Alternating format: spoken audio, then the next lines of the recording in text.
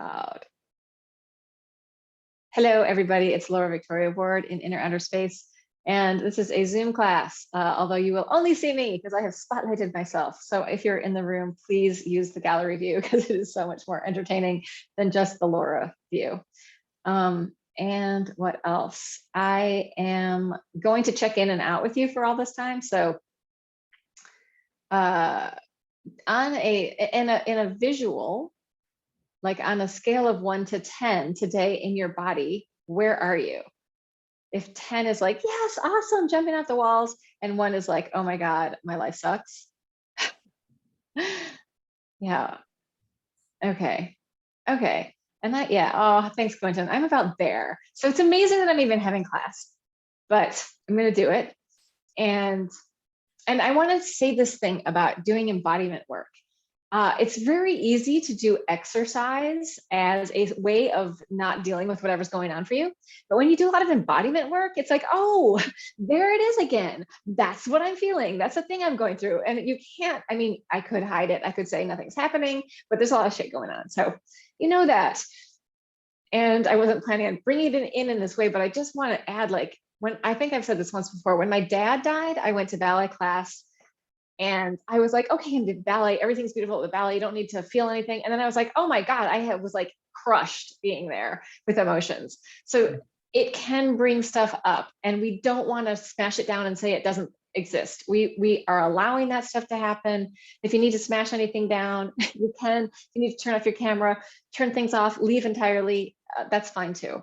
You know, so just really honor your own body and whatever you're going through, and you don't need to share it with everybody either. Like, I'm sharing it because I'm leading this space, and I just want you to know, because that's what's happening for me.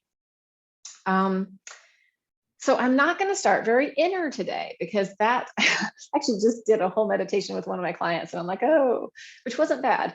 But let's actually start more outer. It's going to be a balance of inner and outer. We're just going to start with moving around the room. So you're down there on the floor, T. Feel free to stay down there if you want to.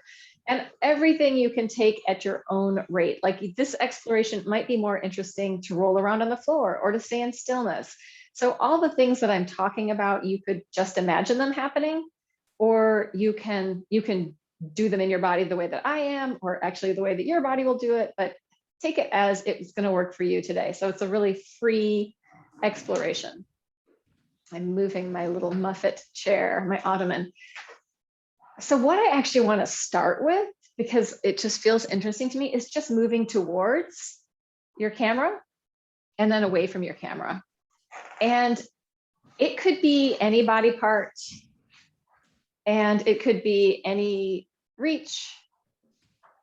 And in this moving towards and away, think of going to and retreating, going back, leaving, going away from. And just feeling that into your body. So this is very, and you can add other dimensions into it. You know, you can add some side, some up, down, or you can really keep it in the purely sagittal, which the sagittal, the forward, backward, going into or going away from, the front space and the back space, going into, going away from, going into action, backing up, taking a step back. Oh yeah, I really feel like I need to get closer to this and see what it is. Or, oh, I need a broad perspective, so I'm going to back away so I can actually see the whole thing. So just thinking of the different ways, and maybe for you, there are other different things of what coming towards and moving away from is. Yeah, and let's try to actually add some more movement as you're coming towards and away. So I was going really sagittal now, I'm adding some horizontal plane into my forwards and backwards, maybe spins, maybe up and downness, but letting it be your own movement of moving into something and moving away, and feeling what feels good, what feels bad, what feels interesting, what feels unfamiliar, what feels familiar. How do you approach? What's comfortable? What's an interesting, good way to go in? And what's an interesting, good way to go back? And then try doing it with sort of a zigzag, like not coming straight in, but like finding a way to get there, but you're going to take a wandering pathway. You're going to meander around. And maybe you're going to go forward and backward with I'm going to move into it with my back. I'm going to turn my back on it. Just feeling what all of those things are. And then let's take that out entirely and let's play with the up and downness. Up and down. Finding what is high, what is low. What's happening down there in the ground? What's happening up there in the clouds, in the heavens? And how does it feel for different body parts to go there? You could send your butt up, your knee up, your elbow up, different body parts finding up and down.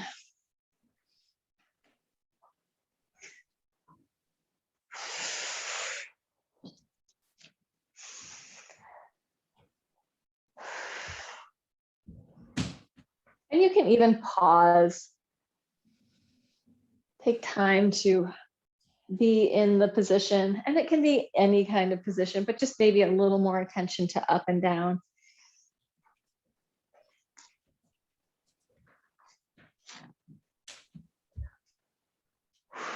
And then let's just shake that out. Release. And let's play with a little bit of gathering and scattering. So it's like you're getting everything and then you're sharing it all, taking all the stuff you need from anywhere and then spreading it out. Like you're scattering seeds or ideas or information. You're gathering it in, drawing it into yourself, and then letting it go, sharing it out, gathering and scattering. And you can gather and scatter in your whole space. So imagining you're in a huge three-dimensional field that has up, down. So it's not like a flat surface field, it's all around you. And you're just spraying your seeds of whatever they are, information, things to grow, whatever you need more of in your life, spraying some of it out so you can grow these things. Scattering, scattering, and then gathering it in, pulling in the stuff. Imagine it all grew, whatever you need, it all grew really fast. And now you can harvest it from everywhere around you and bring it in, wash yourself in it, fill up.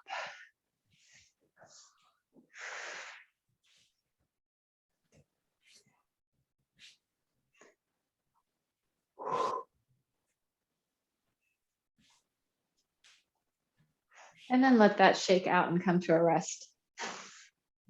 And let's just come back in for a check-in. A quick check-in, then we're going to do a little inner. I have the like ogre-sized water. Water. One would not call it maybe a glass, but a water jug.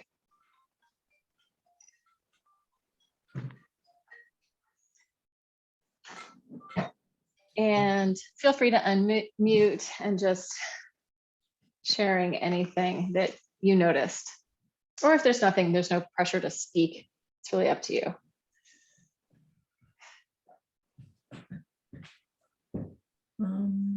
Shall I unmute? Oh, so my audio is not muted? Yeah. So it started quicker than usual, like more tonic. So that was nice today because I'm feeling a little bit tired. And it was very nice in my room. I never go zigzag in my room. So that was nice. I never gather and throw things around either so much. I mean, so that was also nice. So it's playful to change the scenery with just those images. Yeah, what I want to say is that in Laban movement analysis, forward and backward is associated with time. So it's funny that you said it started quicker. And in movement analysis, like we tend, the affinity, which doesn't mean that it's always this way. It's just that it's likely, or it could be this way. It seems more likely that we would go forward with slowness and come back quickly. And if you think of like, oh, finding your way and then surprise, we move back on that shock, right? So back is fast, forward is slow, or back is quick time, forward is sustained time. And that's an effort quality. So it's interesting that like, oh, we started out with that. And it's also very much about moving forward or moving back. Like, so for in other systems, they talk about the future and the past, right? Are we going to go forward in the back? And I have to say, as a person, I'm very rarely thinking about the past. I am usually thinking about the future. Like my brain spends a lot of time in creative thoughts planning, and then also in what am I in right now, but not a lot of time with the back part. So how is it for everybody else?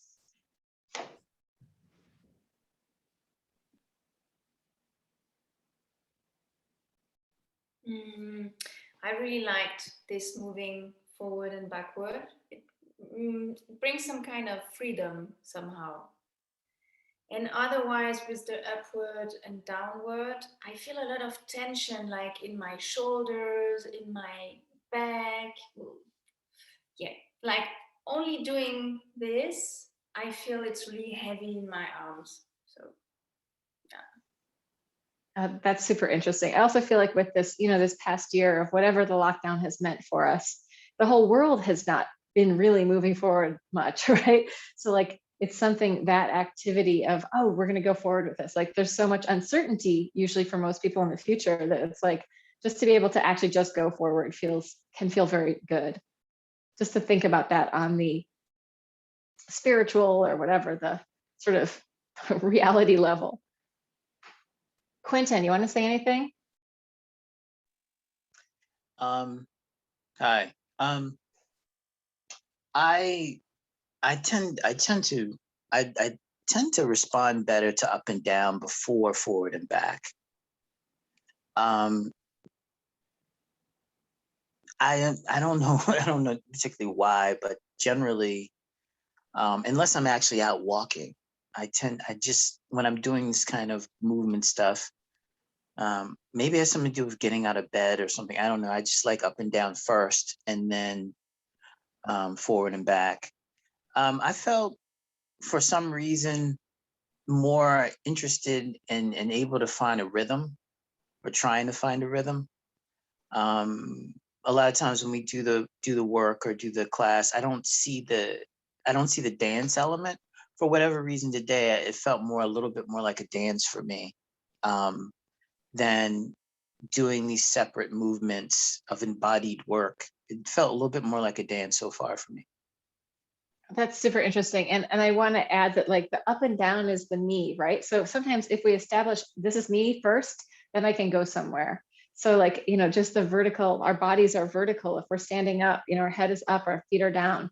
So that's a great way of centering, right? Here I am right here, just the up and downness. So I totally hear that. And thank you for noticing that. And always feel free to do something different. Like you're like, oh, I'm not into this forward and backward.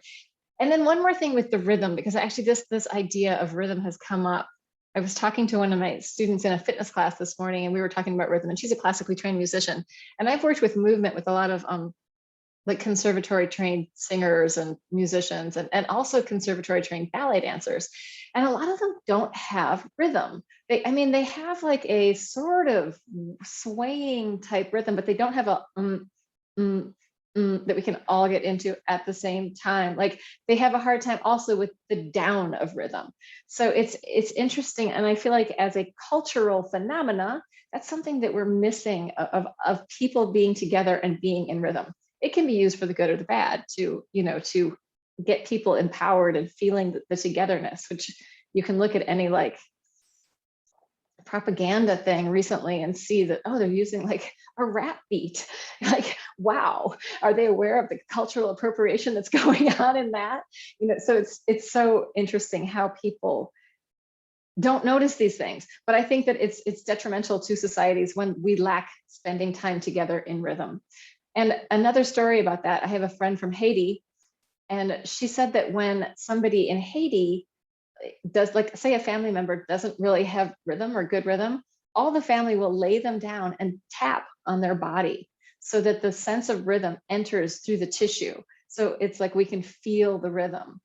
So, and then that sort of starts to heal that lack. So it's interesting. And one thing that I almost never do is put rhythmic music in, because then it sets a pattern and it doesn't allow you to find your pattern so much. So it's an interesting, dynamic. Although I think I am going to use music today, and I have a few things, and some of them actually have rhythm. But using music on Zoom can be difficult but this is all actually music that the composer made for me, so I can use it. Camp Arequipa, San sanatorium. What's going on for you?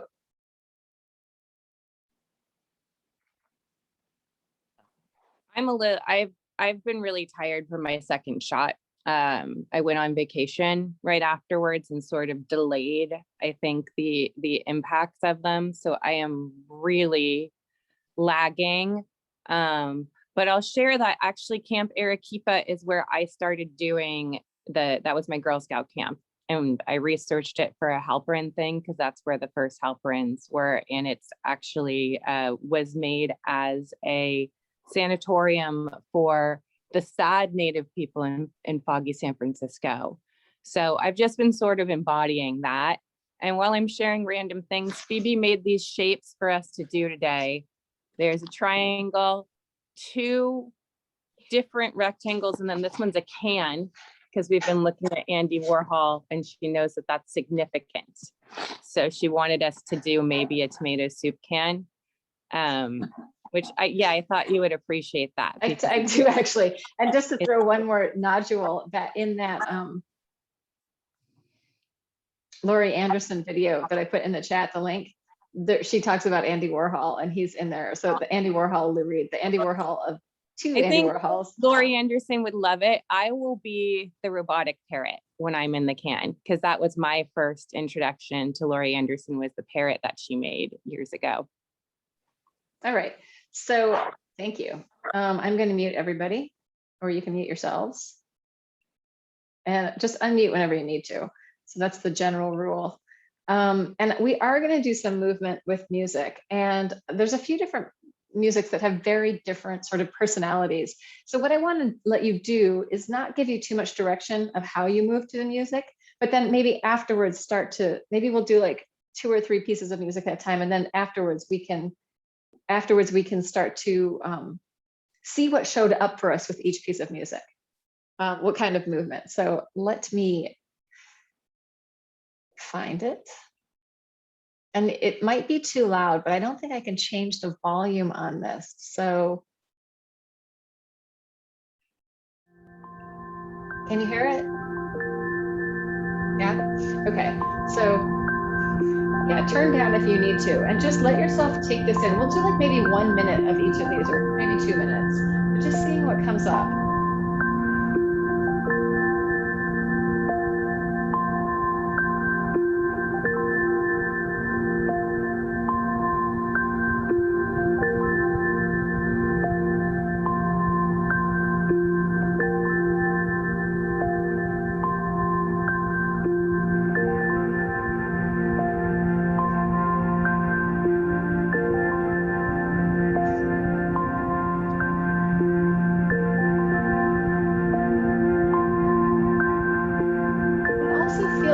Check out each other. Like, you don't have to dance alone. If you want to dance with other people, like, look at what everybody else is doing every once in a while, or not. Entirely up to you.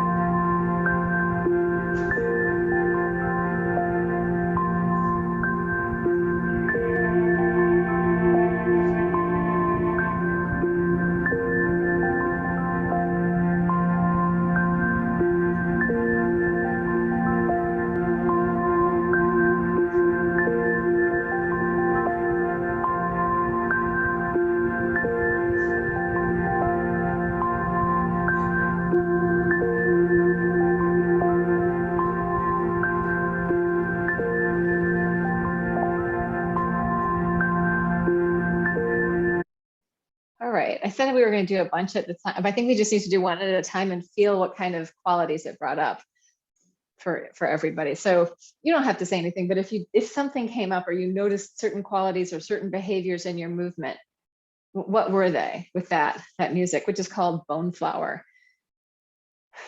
Yeah, I can actually put the link for this whole music in the, wrong button.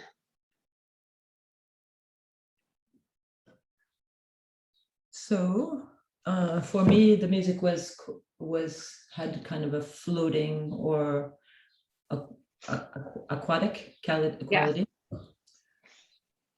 or maybe a space quality. So it brought a light touch right today. Yeah. Yeah. Anybody else? Yeah. I like that music. I thought it was gonna go. I mean, I don't know if it was on a loop. You meant you put it on a loop, or if that was the whole piece, because it sounded similar as it continued on. I decided to have a snack, and it felt really good eating while I was listening to the music. The other thing was I felt movements where it was okay to take. I was reaching out in different spaces. It was really good to take from a sagittal plane, but even no, actually forward and back. That's sagittal dimension. Oh, that's right. That's right. I'm thinking the other one. Yeah, the side to side. I forgot what that's called. Horizontal. Yeah, and sometimes I think because you and other teachers have also said it's a relational plane. I Yeah. think of it as called relational plane. But yeah, the forward and back, I really like taking. I enjoyed eating the piece of chicken that I had. I wanted to look all around and just touch and grab. And also, I was really interested in smelling. I was curious about, okay, I want to reach and touch. I want to move. I want to move in circles, but I also want to smell. I want to smell more. Yeah. That's super cool. So I'm going to tell you like what I feel like that brings up in sort of Laban terms. So for me, there's a tremendous lightness, but then there's also these fluctuations of time, like really slow and then just a little change. And that would be very much time effort. So it's lightweight effort that's like has a tendency to rise and be up, and then time that's slowing down with a little fluctuation of quick. And then the last one would be indirect space, where it's really, although you were also grabbing, if you go direct, it's like that forward backward could be very direct.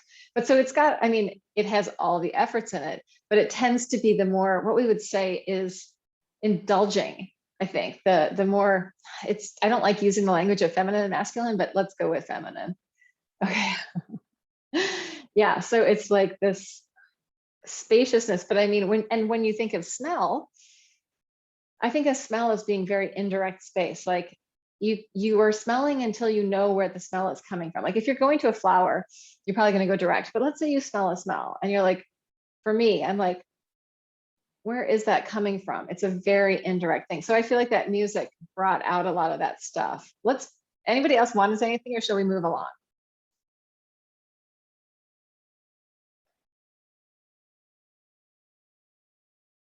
Good to move? Okay.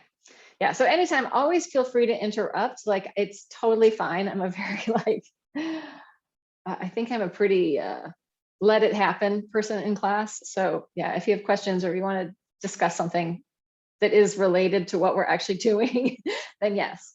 Okay, let's go on with another song.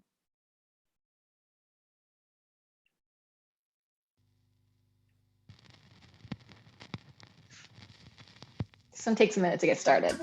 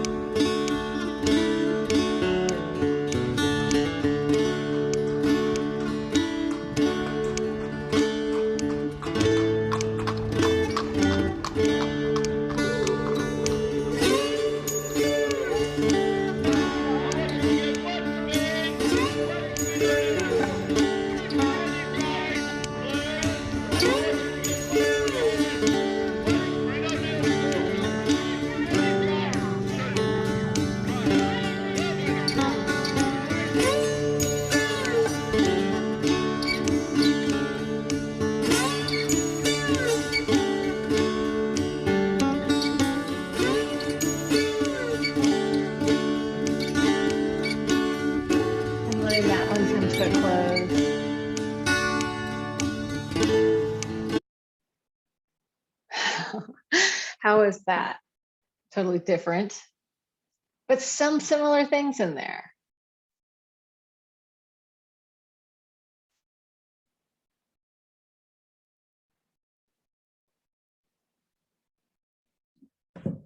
So it was again light. It took me a little bit of time. It was a big change, to just hear it kind of. But then there was a tick, tick, tick, tick. So that was interesting. But it made me want to walking. It made me want to walk and swing, weight, kind of walking and swinging with weight. Yeah. Yeah.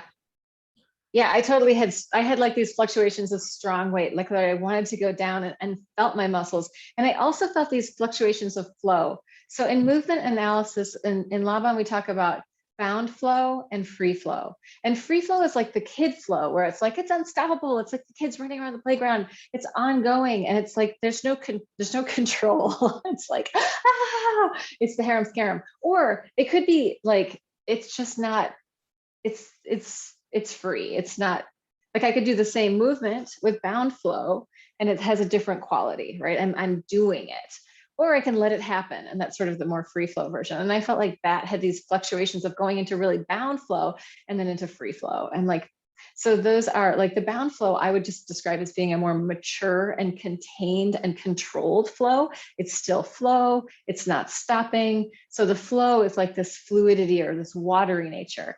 And like we could say that the bound flow is like a contained channel. It's going to be something. And then, yeah, interesting. I just read your comment, so I totally derailed myself, but reading Quentin's comment, which I will get to. And then the free flow is like a wave or something, you know, something else. Do you want to? Yeah, I'll just read Quentin's thing. Gravity is slowing me down. Sigh, attention, pouring syrup, heavy, rubbing belly. Okay to be kid is first song only. Second one is adulting or older. And it's interesting what, like, those are also our cultural relationships to that type of music, right? And let me just also say all of this music was written by a Frenchman who, yeah, just, and so it's like there's sort of an Americana to it, but that's like a romanticized Americana coming from Europe. So just to throw that out there. What else? Did anyone else want to say anything about that? Yeah. For me, I fall back on my Gabrielle Roth training, and we, you know, it's lyrical, then flowing, and then staccato, and then chaos. And to me, that was moving towards staccato, which are I'm going to go get a couple, I have to use the bathroom. There's a million reasons why I have to get off the floor for whatever reason. And it's interesting when I think about it with music training, because I had a very classical music training, but then I think when you complement that with Russian ballet, you jump in lyrical, you don't jump in on the first beat, you wait often an odd number of beats and then flow in. So flowing has always been what probably looks very unbound to other people, has always been way more comfortable for me. And when we get into like a staccato, like, you know, classical band configuration, I have to go do something. It's very So you're aware. Yeah, You're no, aware I'm of very the aware of resistance. this. I love I've been in long ass workshops where as soon as we get to staccato, I am like, it's something I have to go take a break now. And it's also just boredom. A lot of it is just boredom. I am very bored of those when everyone's all doing the same thing. I'm like, peace out. Call me when we're back to flowing. Got you. All right. And Quentin, you want to say anything? But you already wrote stuff. Lisa, anything? Thumb up or down?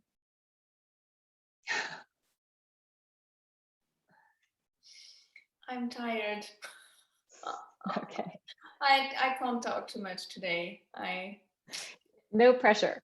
Really take it as what works. And if you want to just lay on the floor and move around or just listen, that's totally fine too. Yeah, you and T can be down there on the floor. Quentin, we don't even know what he's doing. And me and Kathleen are holding up the house without too much pressure. Yeah. So anything that feels good, really take it in at your own rate. Let's go for a different piece of music.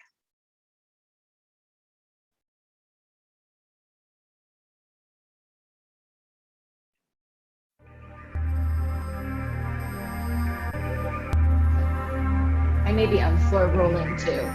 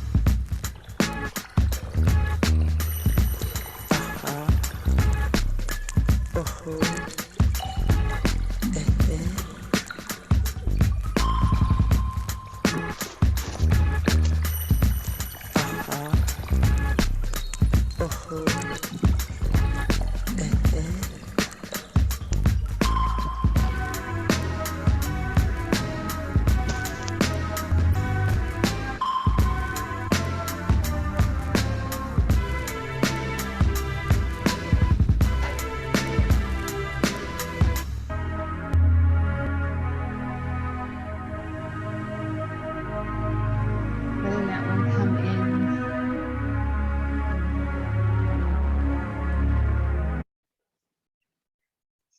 I'm going to say something that what I am noticing for myself, what I've noticed in all of my dancing is this need to be off center a fair amount, to like fall out of things, and to like I really needed to feel the floor and to be like down, and the strength of coming down into the ground. So like, but there's this also bat music, and this is totally just in lower ward terms, not necessarily Laban, had a real circularity to it. Like there's this roundedness that's going on in what I hear. And then there's also that, that the beat has this like stoppy stardiness, which brings in this element of time. But the shape of the music is very, lemniscatic.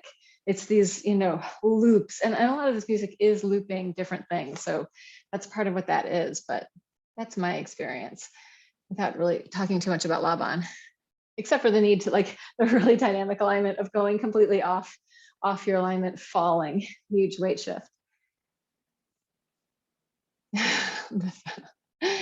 What else? What else what did you guys feel? Hi, I'm not really gonna, I wish I could use that language and feel totally connected to it. I'm not in the moment, the Laban language per se. Yeah, just use your own language, which is noticing is noticing. I really felt that it was a lot more conceptual than the first one. And the second one was much more like easing me into the concepts, like wisdom, a little bit more wisdom. That this one was like moving forward, It wasn't a techno speed, but it felt like I could go like a lot faster. I felt the slashing movements that I think you told me we talked about in Laban. I forget what they're called. They're but, called slash. Oh, You got it. yeah, yeah, I like the slashing. Like almost I had a samurai sword. I also felt this interest, like I wanted to communicate with the composer. Like I wanted to, like sometimes in poetry, you write a response to the poem. I wanted to write a response to the guy. And also had this interest, this quality that I feel much more coming back to earth, sort of at the end of what you said, but I wanted to reach up. I wanted to reach up and grab, but I didn't really want to take. Like I want to just reach and reach and reach up and reach up and reach up and like move forward and like break out of the circle. But yet my energy was going to go past the music because I wanted to go faster. But I liked it and it felt very transformative. I could create with that music. I wanted to be transformed with it, but I also wanted to outgrow it. Nice. That's great. What a wonderful way of describing that. Yeah. Anything else? What else? What about everybody else?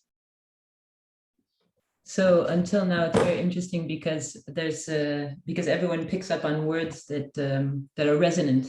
Because you spoke about feeling off balance or the need to feel off balance, which I felt. Slash, which I felt. What was the other one? Yeah, reaching. That was the first thing I felt in the music, was reaching, because it seems quite expansive.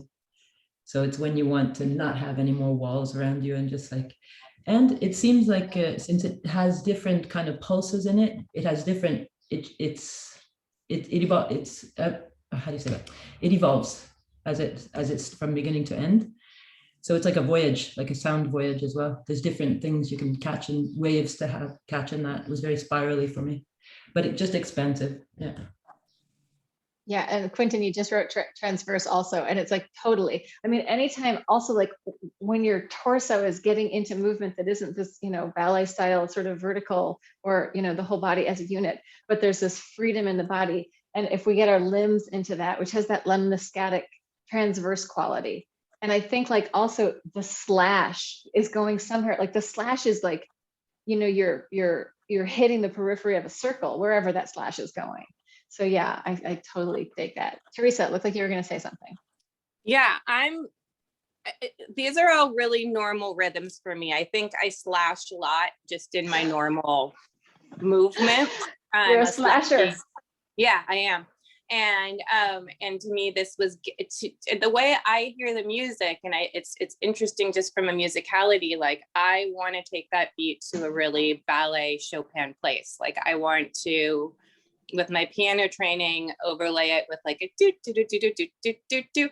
So I mean, I'm really lagging in my body right now. I'm really tired, but in my head, I was in like a do do do do do do do do do, flowing over it in a way that probably seems arrhythmic to people, but if you kind of look at it in Russian music and like the type of ballet training, it's like you would overlay a beat with that, with like a do do do do, a meandering kind of a river. A little Stravinsky action for you. Yeah. Impossible to count, especially with a different orchestra. We did a whole piece. We did Dumbarton Oaks with an orchestra. There were 4 dancers and there was 3 segments to the piece. And we did it with a bunch of different conductors. So we did their rehearsals. It was actually this program that this conductor had brought these different conductors from all over the world to conduct this symphony in Long Island City in New York. So we danced Dumbarton Oaks with these 3 sections. It's like a 15-minute piece. It's on YouTube for Octavia Cup Dumbarton Oaks. And it was so interesting to be able to dance to that music with other dancers, and especially other dancers, since we're talking about this rhythm and like sometimes coming in later, sometimes like there are dancers who are usually like, there's a dun, dun, dun, dun. And for me, I'm hearing the up, down, and other ones are down, like down, up. So it's really interesting to see how our bodies played it out. And like, as a choreographer, having dancers that understand and can hear music in the way that I am hearing where the impulses go is really helpful. And actually the girl who partners me in one of the sections in there, she can read, like, just genius getting what I'm saying musically. And then I had other dancers that were like, just hearing something totally different. So we needed to really speak to the cues that we would establish to know where we were coming in, and what, like that it had to be a visual language as much as an auditory language of coming in to do movement together, so that we would hit things at the same time, because the time was going to be changing with every with every performance, and each composer, each conductor with a very different, way of exploring the piece. But the way that we prepped for it also was we danced two different versions of it, two different conductors. So we would learn how to like interpret as a group as much as we could. So anyway, that's the big Stravinsky, and it's a contemporary ballet piece. We're all on point. It's pretty fun. Alrighty, that was a lot of talking. And I want to do one more thing, since we seem to be getting there with, and this is kind of a chaotic sounding thing. So I'm going to play it, and we'll just see what happens. And if you need to just lay there, what I'm actually going to do, I think, is do this chaotic one right into something that's much more gentle. So if you're not up for the chaos, you could turn off your sound for a minute or look at what we're doing. When we calm down again, come back. But I'm going to put the two together.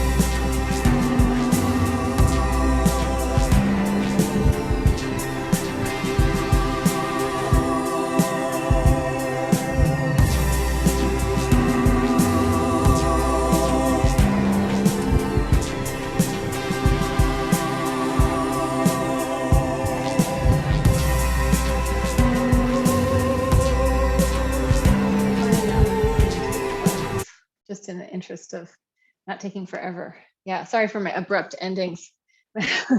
Find your pose, stay there, hold it. I'm going to talk just about a couple of things with movement analysis, just since we don't spend much time with effort, but today we're doing a lot of effort qualities. Sometimes there's basically 4 efforts. Weight, the main element. It could be light or strong. There's time. It could be slowing down or speeding up. So if something's just fast, that's not time. If something's staying at a tempo or it's just slow, we don't see time. We see time when there are changes. So speeding up, slowing down. And then there's weight, time, space, which is space effort is either direct space effort, pinpointed, or indirect space effort, which is global. And it's not geometric space effort. It's more like the attention to the space around you. So it's space effort is like, I am seeing it all with this very, like what I was saying with the smell, like what am I smelling? It could be a very indirect, and then boom, that's what I'm smelling. You go right into it, going to direct. So that's direct space and indirect space effort. And then the last one we talked about is bound flow and free flow. And when you put some of these things together, you have what we call states and drives. So a state might be two efforts together. And actually in that very beginning, we had been talking about rhythm, but there's a state called rhythm state, which is weight and time. And it can be any fluctuations of weight and time, but what we see is a sort of rhythmic quality in the movement. And then there can be drives, which are three efforts together. And some of the drives, it's easier to look at by knowing what's not there. So in the drives, we're taking flow out. The action drives are all those float, punch, glide, slash, dab, ring. That's an action drive. Those are without flow. So the other set of drives all have flow. And just that music with the, I felt like there was time in it, but I didn't feel the time. So when there's no time in something, it becomes a spell drive, because it's like, it's almost when we take the time out, it starts to have this otherworldly quality. Passion drive has no space in it. So passion drive is like you're in this thing, but you're not attending to the space around you. And then there's vision drive, which is missing the other thing, which I haven't I guess it's time. No, spell is time. For some reason, I have a block on that right now. But these, so sometimes to know what something is to know, you know it by knowing what it's not. So that's a whole lot of like intense theory that I just threw out there. But the people that are watching this, some of them are Laban people and some of them are regular movers. And it doesn't matter if you know any of that. It's just giving more language around things. And it's just that I noticed that in that one piece, I just didn't feel time. Even though there was beat, there was a rhythm, it didn't make me want to go slower or faster. I just wanted to be in this sort of spell place. Anyway, that was a lot of information. Filter out whatever doesn't need to land. What else? How about you guys?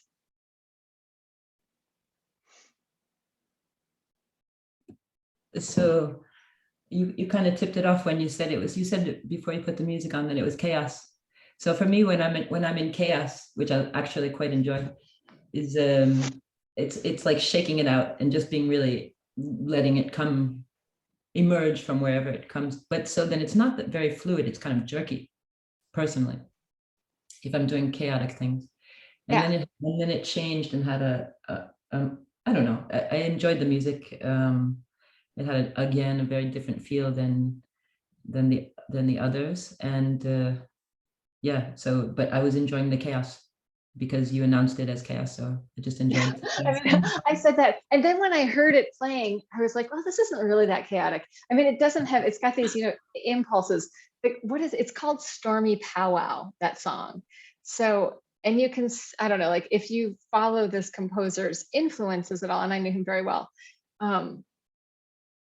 And like if you hear an influence in the music, it's because that's there. Like, there's like, oh, I could write to him and say, this feels like this, that, and the other thing. And he'd be like, oh yeah, because this, that, and the other thing. I'm like, oh, it all sort of makes sense. So I feel like what Quentin was saying about wanting to respond to the music and sometimes go beyond it or go, I feel like this music has, for me, a very, very personal, like inroad into all sorts of, crazy stuff that could be like the Southwest of America or, the royalty or, mountains, whatever, like water. There's a lot of water sounds in the music too. So yeah, that relationship. How about go Quentin? Hey, let's see. I remember you talked about, or you mentioned, I thought you were mixing that last one together with another one or something.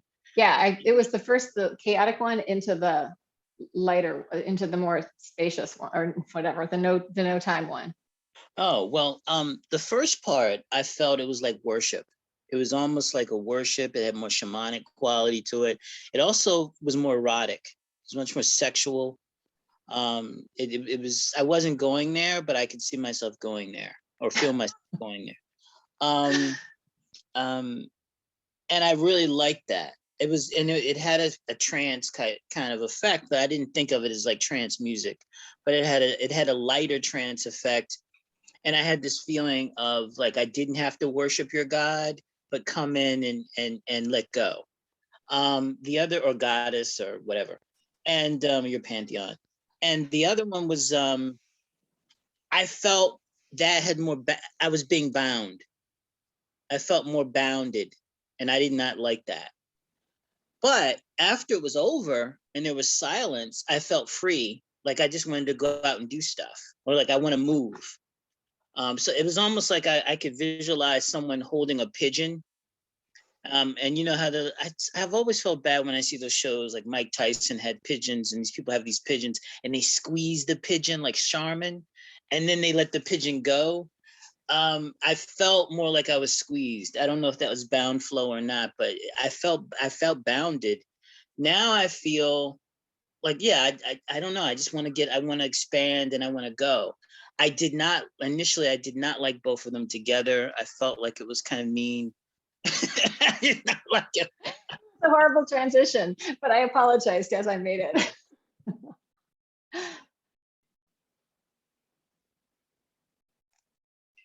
Mhm. All right, we're going to finish this. And do you want to say something, T or Lisa? I'm assuming that there's a no, but for T, you might. So just an interesting random factoid, when you keep birds, in order to, and you have to transfer them, you have to hold them like that so they don't hurt themselves, because otherwise they'll struggle and hurt their wings or their feet.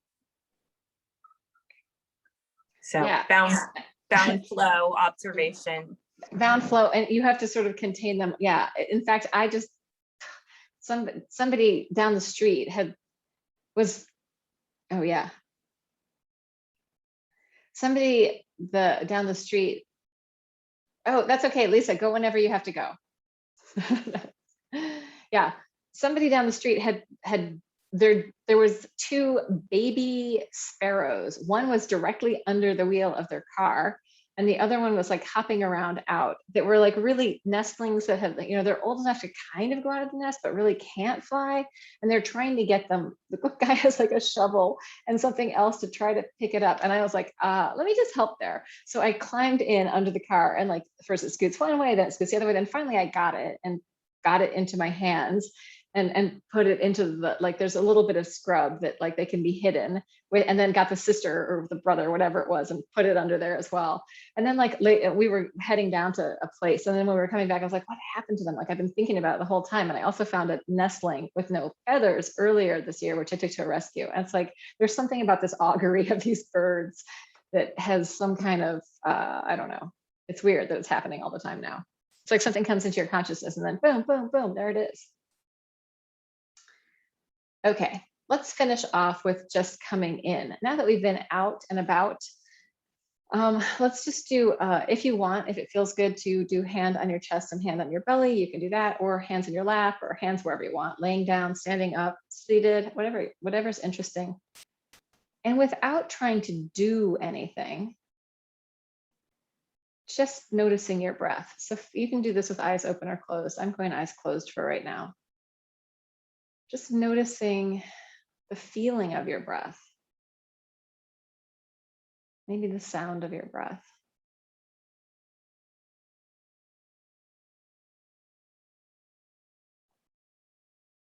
With just a bit of gratitude toward that breath that keeps you alive. You don't have to do anything. You're going to keep breathing. Consciously or unconsciously. Until you're not. You're going to be breathing until it's over. But as long as we're alive, that breath is coming and going. And it's also something that we all share. We're all breathing the air. It's like the water. Like, where's one air molecule? Like, never going to be somewhere else. Or one, water, same thing. How could it be, if I put my toe in the ocean of the Atlantic on this side, someone in Europe is also putting their toe in that same water. So the air is the same thing. So just tuning into the collective air. So keeping us all alive.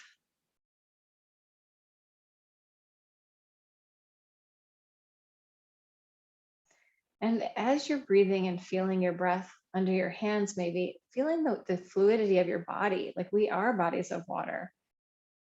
If we weren't wet, you couldn't move. So this movement of water in our bodies.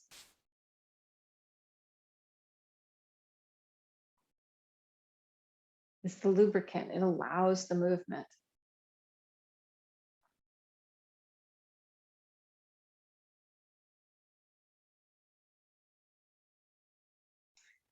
And then the warmth of our bodies, the heat, the life in our bodies. That's the fire, the creative spirit, the action also, the wand. But just when we feel ourselves and we can feel that we're warm, we know we're alive. So that sort of life force.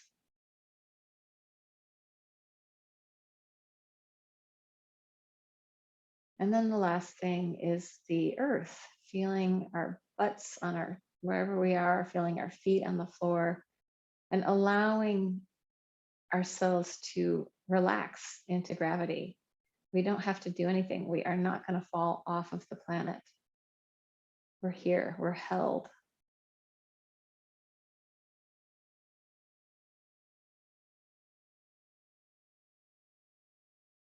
And then just letting that go and coming back together. Yeah, well, thank you all for being here. And wahoo, wahoo. Sparkle fingers, jazz hands, and American Sign Language clapping. So hopefully see you next week. Yeah. If you need to reach out to me in any way, feel free to do that in the interspaces.